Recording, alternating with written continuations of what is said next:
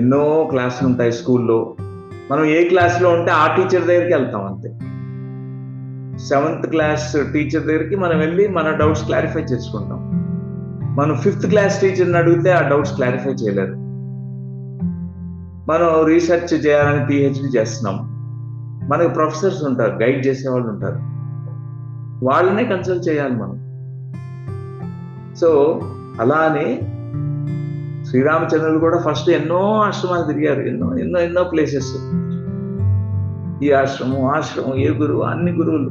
అలానే భరద్వాజ ఆశ్రమం కూడా వచ్చి ఇది కాదు నాది అని తెలుసుకున్నారు. ఓకే, ఇది బేసిక్స్, ఓకే ఈ బేసిక్స్ మంచిదే, కానీ నేను దీనికంటే ఇంకా ముందరికి వెళ్ళాలి. అక్కడి నుంచి చిత్రకూట ప్రవేశం, తర్వాత అత్రి మహర్షి అనసూయ మాత, అది గొప్ప మహాజ్ఞానం ఉన్నటువంటి ప్లేస్. అక్కడికి చేరుకున్నారు. మరి అంతే కదా, మనం ఎప్పుడు ఉన్న ప్లేస్ నుంచి ఇంకొక నెక్స్ట్ స్టెప్ ఎక్కాలి, నెక్స్ట్ మెట్టు ఎక్కాల్సిందే. ఎక్కిన మెట్టు తొక్కి మళ్ళా పైన మెట్టు ఎక్కాలి. అప్పుడు మనకి ఈ గురువుని వదిలేస్తున్నాను, గురువుని వదలడం ఏం కాదు, మనకి ఎప్పుడు గ్రాటిట్యూడ్ ఉంటుంది. మన ఎల్కేజీ టీచర్స్ పట్ల చిన్నప్పుడు మనకి ప్రారంభ దశలో నేర్పించుంటారు, అక్షరాభ్యాసం చేసి వారి పట్ల ఎంతో కృతజ్ఞత ఉంటుంది.